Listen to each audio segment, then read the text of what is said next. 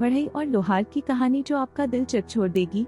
चंदनपुर गांव में एक बढ़ई रहता था। गांव में सही काम न मिलने के कारण वह अपने गांव से कुछ दूर एक सेठ जी के यहाँ काम करता था। वह अपनी आरी से ही काम करता था। एक दिन उसकी आरी टूट गई और अब वह सोचने लगा कि कैसे कमाऊंगा। जहाँ वह काम करता था वहीं से थोड़ी ही दूर पर एक लोहार का घर था जो कि लोहे का काम करता था। बढ़ई अपनी आरी लेकर उसके पास पहुंचा और बोला, मेरी आरी टूट गई है, तुम इसको अभी बना दो। लोहार ने आरी को देखा और बोला, इसमें थोड़ा न लगेगा, तुम कल आना। लेकिन बढ़ई को जल्दी थी। वह बोला, मुझको आरी आज ही सही करना है, नहीं तो मैं काम कैसे करूँगा। लोहार ने बोला, देखो भाई, मैं थोड़ा टाइम लेकर अच्छे से बनाकर दूंगा, तुम कल आ जाना। फिर बढ़ई वहाँ से चला गया और अगले दिन आकर अपनी आरी ले गया।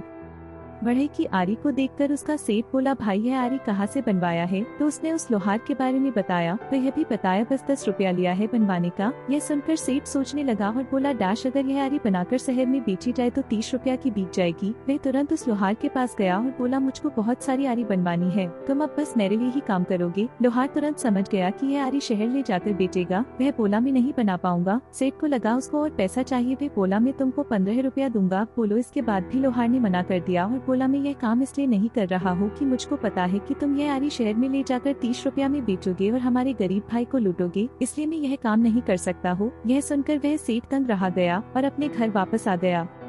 इस कहानी से हम लोगों को यही सीख मिलते हैं कि अपने हित से ऊपर उठकर देखो, बहुत कुछ है। लोहार अगर चाहता तो बहुत अच्छे पैसे कमा सकता था, लेकिन वह अपने बारे में न सोचकर दूसरों के बारे में सोचा और उनके हित के लिए काम किया। आप लोगों को यह कहानी कैसी लगी कमेंट करके जरूर बताएं। आपको यह कहानी कैसी लगी नीचे कमेंट करके बताएं।